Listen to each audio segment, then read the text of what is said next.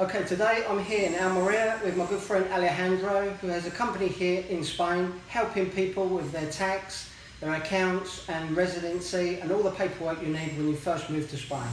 Today we're going to be talking a little bit about autónomo, that is self-employed here in Spain, and some of the criteria that you're going to need when you're moving to Spain as far as income and health.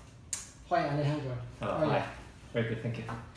Okay, so let's talk a little bit about the residency at the moment with Brexit. It's still available to get residency before Brexit if it ever does happen. Yeah, our advice is to get residency before the 31st of January, that is when the Brexit is going to happen. And still the Foreign Office is open to get appointments. Probably they will close appointments by mid-January because they need to prepare for the changes that is going to be after the Brexit.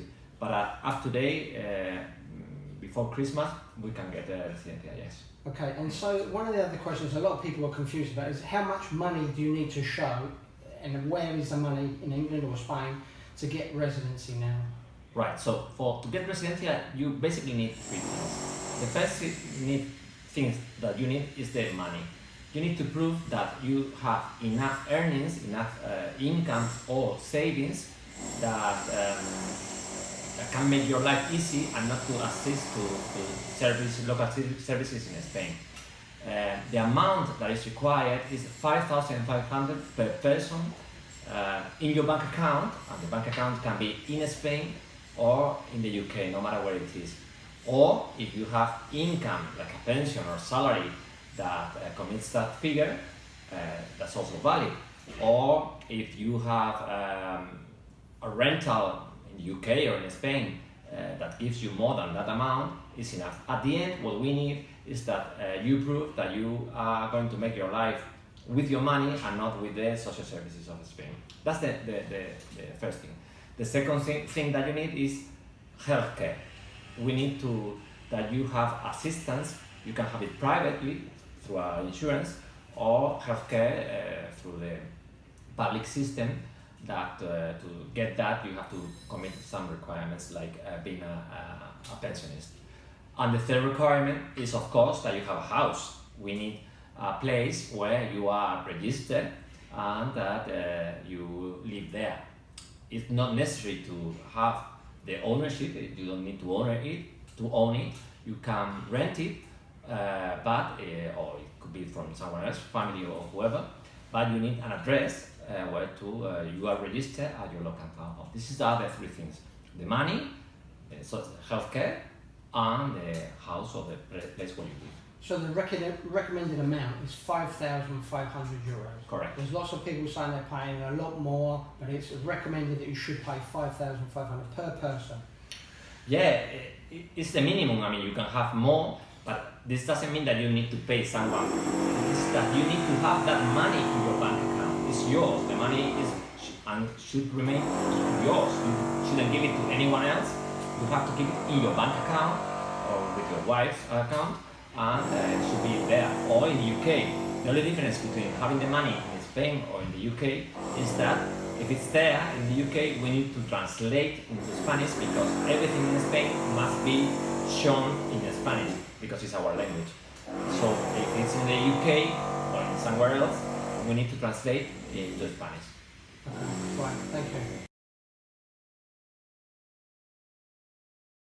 Hi, today we're going to be talking about autónomo, which is going self-employed here in Spain. And I'm with my good friend Alejandro, who has a company here in Spain specialising in paperwork and everything you need to go self-employed here in Spain.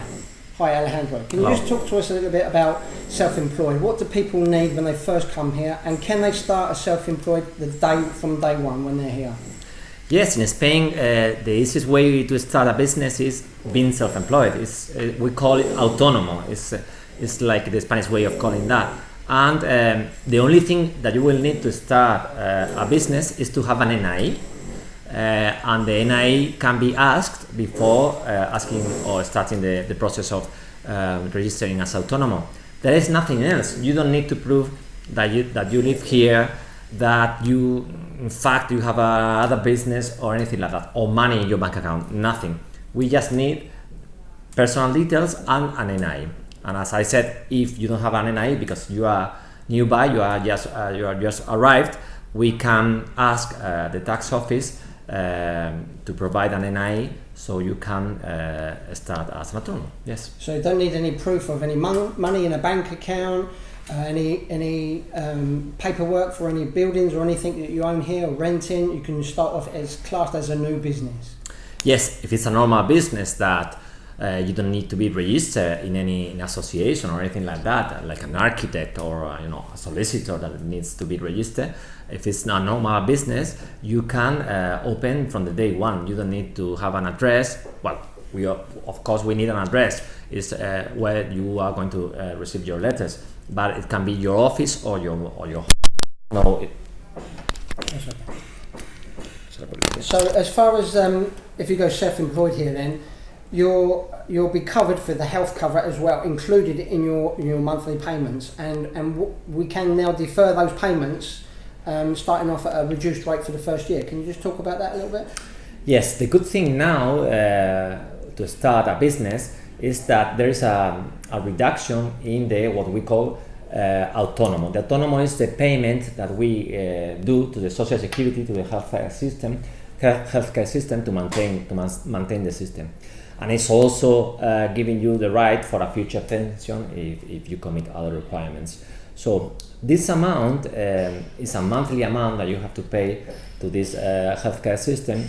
And the good thing now to start a business is that for the first 2 years we will get a reduction of, and the total amount will be around 60 euros. 60 euros, yeah, for the first 2 years. That's correct. For the third, the amount will go up around 300 euros. Yeah, this will be a monthly amount that will be is the same paid to the healthcare system.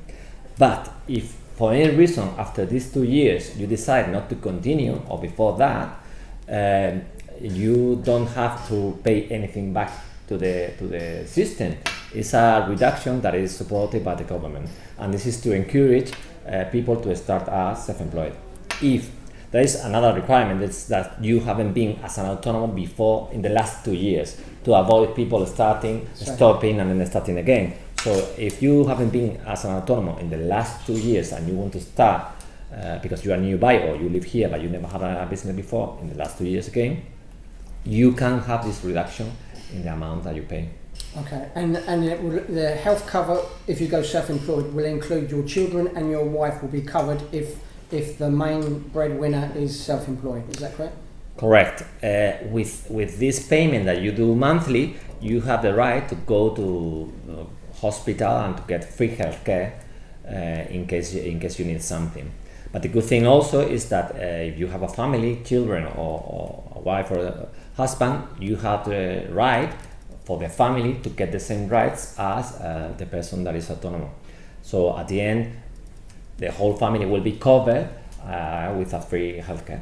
So it's a pretty good way for some people, if they're thinking about moving to Spain and they want to avoid all the reams of paperwork, if they're thinking about working in Spain in the near future, to start off as going autonomous, and they don't have to worry about a private health cover because that will be included in their self-employed payments. Yeah. Correct.